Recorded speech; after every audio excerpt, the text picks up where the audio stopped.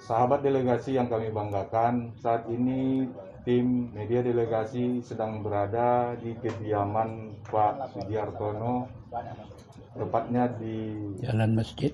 Jalan Masjid, Kelurahan Cinta Damai, Kecamatan Medan Helvetia, Kota Medan, Sumatera Utara. Bersama kita saat ini ada Bapak Sugihartono dan juga Bapak Jamin Paijan.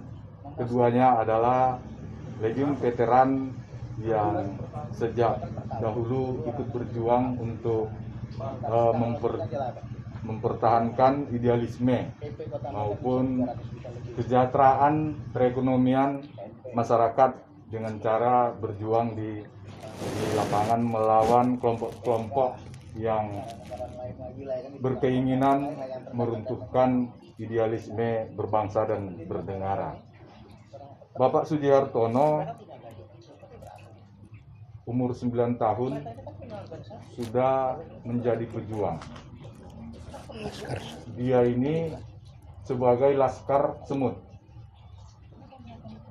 Cerita-cerita sekilas tadi Pak Sugihartono kenapa dikatakan Laskar Semut? Ya, namanya berkerumun menyusup kemana-mana, termasuk mencuri peluru. Namun bagaimana dengan cerita Laskar Semut? Sebelum ke Pak Jamin Paijan nanti kita bincang-bincang sebentar dengan Pak Sugihartono tentang pengalamannya jadi Laskar Semut. Ya, Pak Sugi bisa ceritakan sedikit? Terima kasih kepada media atas penghargaannya terhadap saya. Saya lahir tahun 10 bulan 2 tahun 1938. Tahun 1947, waktu itu umur saya 9 tahun. Keadaan bangsa di negeri kita ini dalam keadaan ceasefire, gencatan senjata yang diprakarsai oleh Inggris. Jadi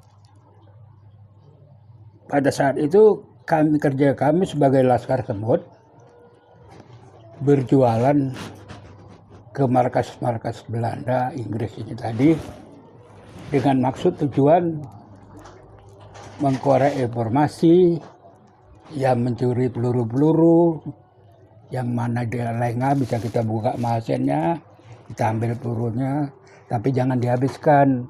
Kalau dihabiskan nanti ketahuan terus. Paling nggak satu magazin itu yang bisa kita ambil hanya 3 atau 4. Setelah itu dapat, kita bungkus rapi, kita lari ke tepi sungai sana, ya, seolah-olah kita mau makan buka bontot lah itu kan di sana. Itu dibuang lah, dicampakkan ke seberang. Di sana ada yang lebih dewasa dari kami, dia ambillah peluru itu, baru diberikanlah kepada laskar-laskar. Pernah nggak gitu Bapak ketangkul atau kedapatan waktu berjuang? Nah, itu pernah. Bisa Bapak ceritakan sedikit. Yang ketangkul sebetulnya bukan saya. Nama aslinya siapa? Cuman kami panggil Mariam gitu aja. Ketangkul, kakinya dia gantung, ikat dia gantung, kepalanya ke bawah. Dia sepi di bawah, kami cuma nengok gini aja lah, nggak bisa apa-apa lah. Itu aja lah. Bayangkanlah dari jam 9 sampai jam 5 sore baru diturunkan dari gantungan. Itu siapa yang gantung, Pak? Belanda Ya, Inggris. Inggris. Karena ceasefire ini kan kejahatan senjata ini, sebetulnya Inggris itu seharusnya pasukan perdamaian. Tapi mereka itu Eropa sama Eropa berat sebelah. Terus terang aja kalau mereka itu tidak berat sebelah, itu batas Belanda itu masuk. Makanya sekarang itu ada namanya Masjid Perjuangan. Hanya sampai situlah batas mereka itu masuk. Nggak pernah ke sana. Baik, Pak Sugihartono ini dulu di zaman perjuangan teman-teman seperjuangannya lebih akrab memanggilnya Pak Momon. Jadi Pak Momon ini di usia 24 atau 30 tahun, sekitar tahun 1963 sampai 1967 ini bergerak dengan pasukannya di Kepulauan Riau, tepatnya di Tanjung Balai Karimun dan sekitarnya, termasuk Tanjung Uban dan sekitarnya. Kalau di sana cerita Bapak ini bagaimana tentara rakyat ataupun pasukan pejuang untuk merubah image yang mana saat itu negeri jiran kita Malaysia yang disusupi oleh kepentingan Inggris. Dalam praktek pasar sehari-hari, yang namanya rupiah tidak laku di pasaran, tapi yang laku itu adalah dolar Inggris dan ringgit. Nah, mungkin di sana selama berjuang di Kepulauan Riau ada kesan-kesan Pak Baijan bagaimana berjuang di sana, termasuk mungkin dari diskusi kecil kita tadi Bapak juga sempat tertangkap di sana oleh pasukan Inggris. Bisa Bapak ceritakan sedikit? Ya, pada saat itu kan kami dapat perintah untuk menyusup ke Malaysia. Karena kalau kita lawan secara frontal jelas kita nggak mampu. Jelas. Itu sudah diperhitungkan oleh negara dan pemerintah. Jadi sistem kami di sana hanya sabotase, menghancurkan itu. Jadi begitulah terjadi ledakan hotel Sangreal yang di Malaysia itu, runtuhnya hotel itu 73 jenderal, termasuk Inggris, Amerika, Australia, dan Malaysia sendiri. Waktu itu Singapura masih jadi satu dengan Malaysia. Nah, itulah. Seharusnya saya itu nggak tertangkap. Karena yang ditangkap Usman dan Harun ini. Tapi saya merasa, kok dia nggak selamat, ini harus kita perjuangkan. Akhirnya saya ketangkap juga rupanya kan, yang pada saat itu. Terus bagaimana Bapak bisa menyelamatkan diri?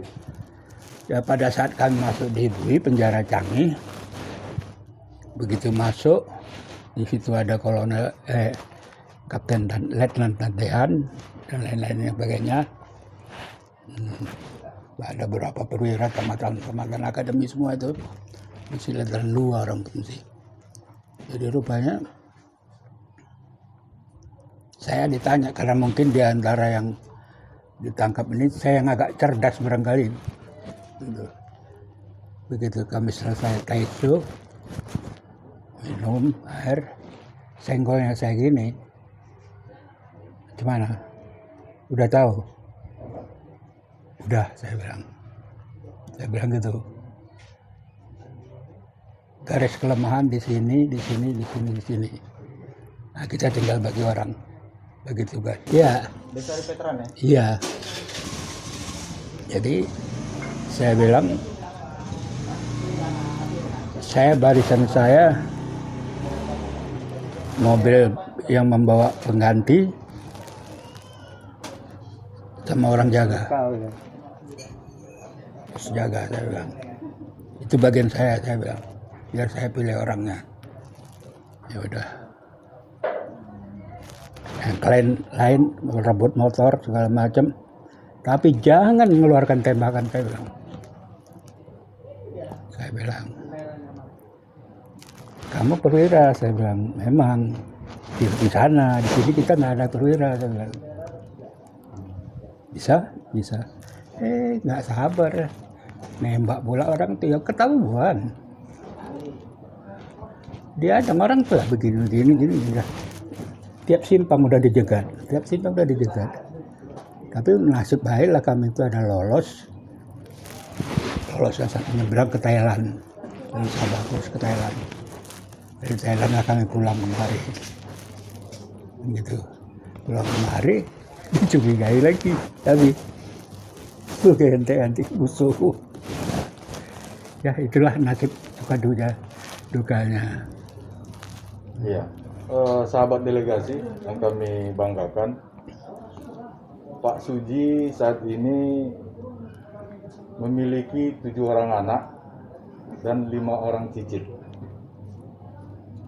Tapi kondisinya masih cukup sehat, alhamdulillah masih cukup sehat dan masih terang untuk membaca ya Pak? Masih Terang untuk membaca. Jadi dalam perjalanan perjuangan itu saya lihat tadi begitu menyambung nyawa ya, kalau Iya. kita katakan. Kenapa Bapak tertarik gitu? Ada keinginan sendirinya sejauh mana gitu? Bisa Bapak ceritakan sehingga berjuang Bapak? kalau keinginan ketertarikan pejuang itu barangkali saya itu memang keturunan darah pejuang. Yang mana dari kakek saya sendiri juga pejuang, bapak saya juga pejuang, nah, bahkan nenek saya juga palang merah. Jadi yang pada saat itu sedangkan bangkit-bangkitnya nafsu juang. Itu. Jadi itulah yang membuat saya ketertarikan itu, memang darah pejuang. Sampai Bapak mengaku lajang. Sampai mengaku lajang. Itu Bapak ceritakan. Sampai saya mengaku lajang. Jadi kalau cerita jasa, saya nggak pernah mau saya jadi seorang yang berjasa. Karena yang pada berjasa itulah orang itu. Itu anak 3 itu saya tinggal 2 tahun tanpa uang belanja, tanpa belanja sesuatu. Bisa saya kembali dalam keadaan selamat dan normal. Nah, di luar itu dari tambah lagi 4. Baik Pak Suji, kita coba berbincang-bincang sedikit dengan Pak Jamin Paijan, saat ini berusia 78 tahun ya Pak? Iya. Nah, sebagaimana kita ketahui bahwa Bapak ini kelahiran tahun 1942, berarti 3 tahun sebelum Indonesia merdeka. Umur 21 tahun, Pak Paijan sudah ikut berjuang di Kalimantan Utara. Ya betul. Jadi suami Ibu Boru Simanjuntak ini mungkin punya pesan-pesan, bisa Bapak ceritakan untuk generasi saat ini. Bagaimana beratnya berjuang di Kalimantan masa itu Pak? Oh, kalau berat ya berat betul lah. Orang masuk hutan keluar hutan. Masuk hutan keluar hutan ya Pak? Iya, buaya banyak, ular banyak, makanan nggak ada, Makanan. rumput dimakan, basah. Mana bantuan beras nggak ada. Tapi Bapak senang. Iya, Tapi Bapak senang. senang lah. Nah, mesti dibela tanah air di Indonesia. Kita mesti melawan penjajah. Macam mana kuatnya penjajah, mesti dilawan. Kalau nggak dilawan, pasti ribuan tahun bangsa Indonesia dijajah. Nah, 350 tahun bangsa Indonesia dijajah Belanda. Disuruh bangsa Indonesia bekerja, dikasih gaji seketip. Cuma satu suku aja lah yang nggak mau, Batak. Batak nggak mau. Lojong dia. Karena seketip, siapa yang mau? Itu warna putih, uang logam kita serupa macam uang logam kita yang 1000 perak itulah. Pas betul macam itu. Kalau saya tengok pas macam itulah uangnya. Harga beras waktu itu berapa ketip? Hah? Pak? Harga beras? Saya nggak tahu harga beras karena saya waktu itu kebanyakan numpang makan. Cuma bantu numpang makan sama mikul potong padi. Nah, itulah. Jadi kalau menurut Pak Paijan sendiri, kondisi yang sekarang ini di negeri kita, apa yang perlu diperjuangkan, Pak? Hah? Apa yang perlu diperjuangkan di negeri Ya kita? kita nasi veteran inilah yang saya macam beginilah. Kasihan sayangilah. Berilah yang wajar-wajar aja lah. Karena kita pun nggak punya tempat tinggal yang asli. Iya. Ini bukan kita punya. Tinggal lagi kita dapat komandan sini berdasarkan surat veteran. Kalau enggak, mana bisa tinggal di sini. Iya. Di kaki di mana? Sudah berapa lama tinggal di sini, Pak? Saya sudah 20 tahun. Iya, kalau Pak Suji sendiri? 23 tahun.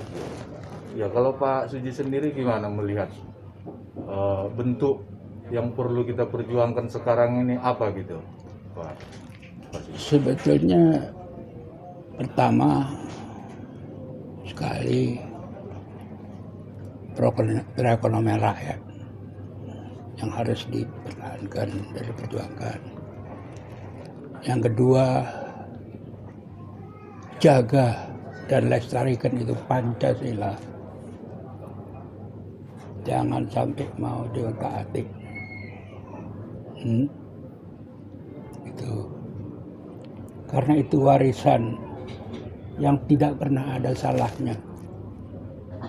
Pancasila. Bahkan kesaktiannya pun sudah diuji. Itu. Lestarikan nilai-nilai Pancasila dan perjuangan mereka. Kalau ada yang mau bikin begitu, ya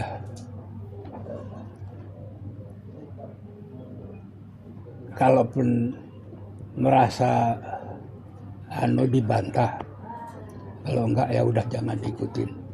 Karena sekarang ini kita nggak tahu siapa musuh kita. Karena cerita komunis tahun 1967 komunis sudah dihapus dari Indonesia, sudah tak ada. Tapi bukan nggak mungkin, penerusnya banyak. Bahaya laten. Bahaya laten. Nah itu yang utama sekali. Yang kedua sekalinya, ini menyangkut kepada pemerintahan pusat.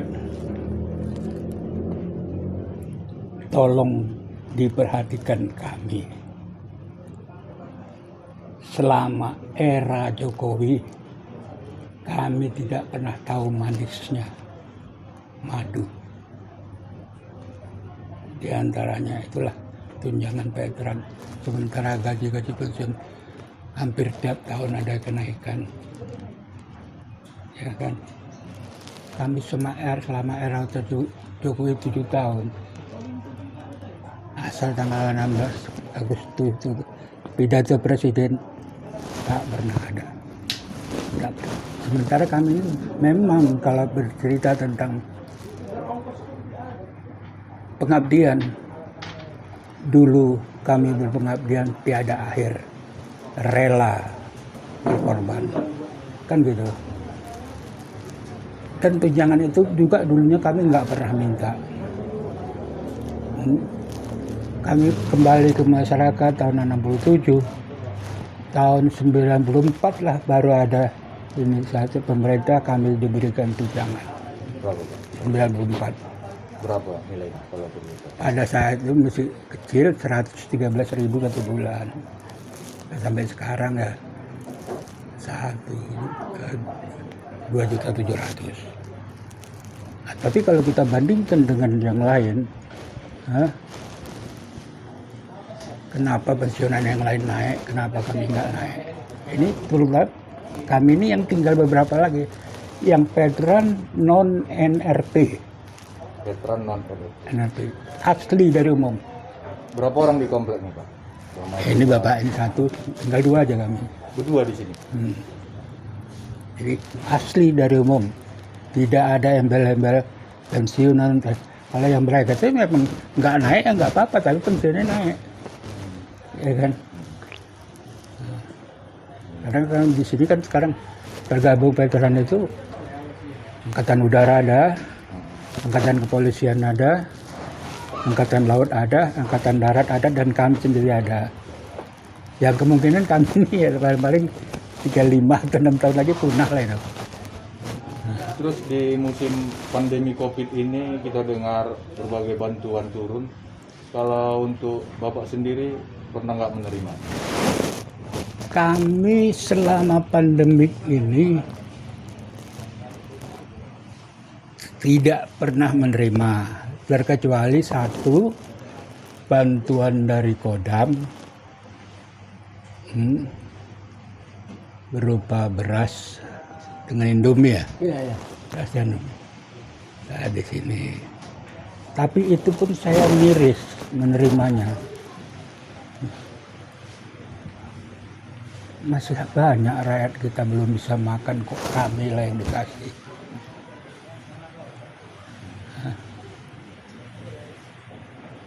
Itulah saya miris menerimanya. Memang di satu sisi ya bangga kita dapat. Tapi di sisi lain, anakku, cucuku di sana apa makan apa enggak? Saudara-saudaraku kan apa makan apa enggak? Kalau cuma ininya yang dapat selama 3 bulan, sementara kerja nggak bisa kerja, miris di sini perasaan. Itu langsung saya kirim ke anak saya. Kebetulan anak saya itu ya jualan sih, nggak terganggu perekonomiannya, tapi mertuanya yang orang-orang kerja kasih gambar terus kan, paketkan dari situ pinggir lawangan. Jadi Sosok ujung veteran seusia Pak Suji maupun Pak Paijan, kita patut bangga. Di satu sisi ketika mendapat bantuan masih terbersit di hatinya bahwa ini hal miris, masih merasa tidak layak untuk menerimanya karena masih ada orang lain yang mungkin sangat membutuhkan. Sehingga ketika bantuan itu diterima oleh bapak kita ini, langsung dipindah tangankan ke cucunya atau ke keluarga lain yang dia anggap membutuhkan. Tapi di sisi lain, baik Pak Suji maupun Pak Paijan sangat berharap pemerintah ke depan lebih memperhatikan mereka. Bayangkan dari pemaparan Pak Suji tadi, dari tahun 94 ya Pak, hanya menerima tunjangan 115.000 rupiah.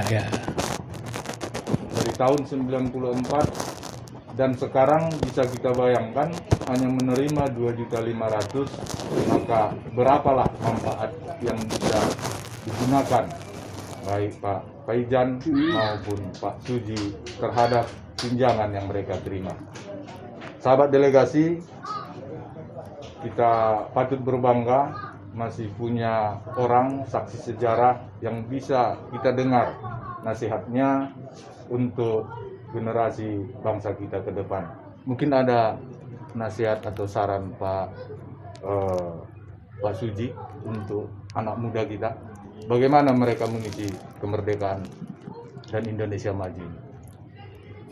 Ya, untuk generasi penerus, terutama sekali saya harapkan bekerjalah sesuai dengan skill-skill masing-masing. Jangan digapai yang bukan gapaian kita. Yang kedua,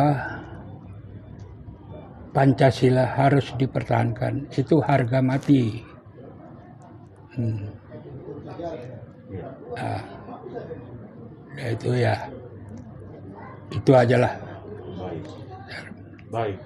Sahabat delegasi, terima kasih kami pada Pak Paijan maupun Pak Suji telah berkenan memberikan informasi maupun berdiskusi dengan kita pada petang hari ini. Selamat sore.